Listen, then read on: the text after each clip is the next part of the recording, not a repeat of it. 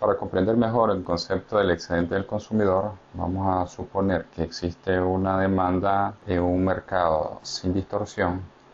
Aquí tenemos las cantidades producidas en una unidad de tiempo y en el eje Y vamos a tener el precio, que básicamente estaría dado por las unidades monetarias que costaría cada unidad. Todo el área que está por debajo de la curva de demanda lo vamos a considerar como beneficio.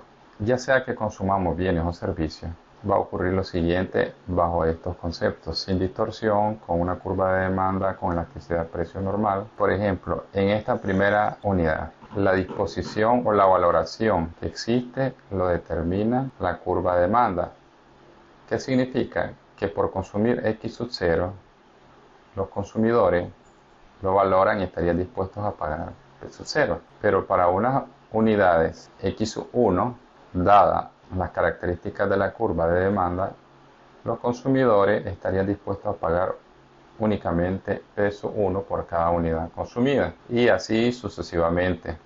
Esta unidad estarían dispuestos a pagar, si fuera en términos económicos, estarían dispuestos a pagar P sub 2 por consumir X sub 2. Si las unidades a consumir serían X sub 3, estarían dispuestos a pagar únicamente P sub 3. Y todo ocurre en la mera curva de demanda. Si se fijan, en la curva de demanda, las unidades serán consumidas, producidas y consumidas a un precio P sub 5. Dicho eso, entonces vamos a considerar que existen una cantidad de bienes que se están produciendo y consumiendo en el mercado, que es X sub 0, a un precio de P sub 0. ¿Qué significa esto?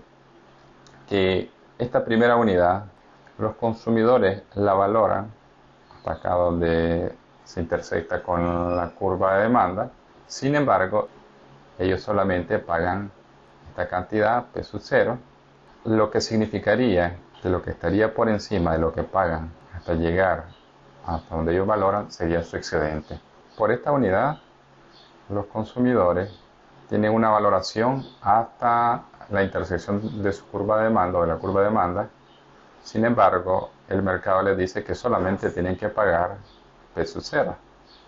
Y nuevamente tenemos que este sería el excedente de consumir esa unidad. De igual manera, por esta unidad producida y consumida existe una valoración de los consumidores.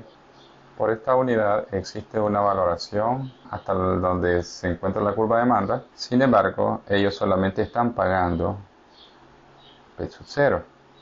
Por lo tanto, lo que está por encima de P sub 0 sigue siendo el excedente del consumidor, llegando hasta X sub 0. En X sub 0, la valoración que existe de los consumidores coincide justo con el precio. Y ahí es donde se produce el equilibrio. Ahí el excedente para esa unidad es 0. De ahí que lo que estaría por encima del precio sub 0 y por debajo de la curva de demanda sería el excedente del consumidor. Obviamente, si el precio bajara y existe un mercado en donde se produzcan y se consuman X sub 1 y el precio baja a P sub 1, este excedente aumentaría y estaría determinado ahora por todo este triángulo. Sería el nuevo excedente del consumidor.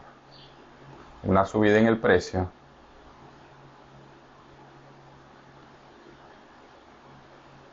una disminución de consumo, un aumento en el precio va a hacer que el excedente del consumidor disminuya y ahora el nuevo excedente sea este nuevo triángulo.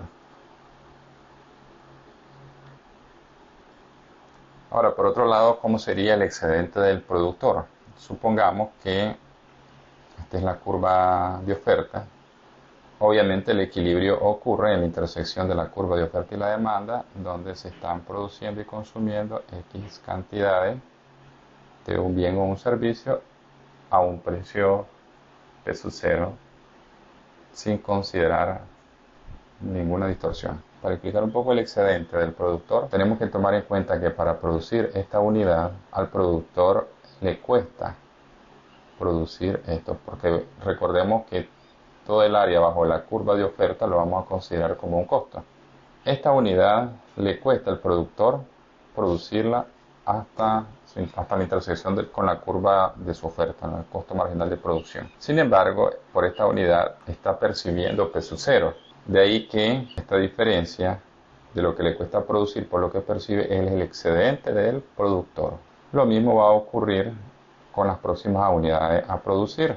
A él le cuesta producir hasta la intersección de su curva, en la curva de oferta. Sin embargo, él percibe peso cero.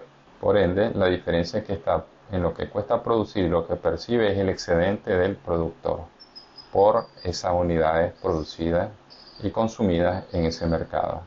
Dicho esto, el excedente del productor se encontraría por debajo del peso cero y por encima de la curva de oferta.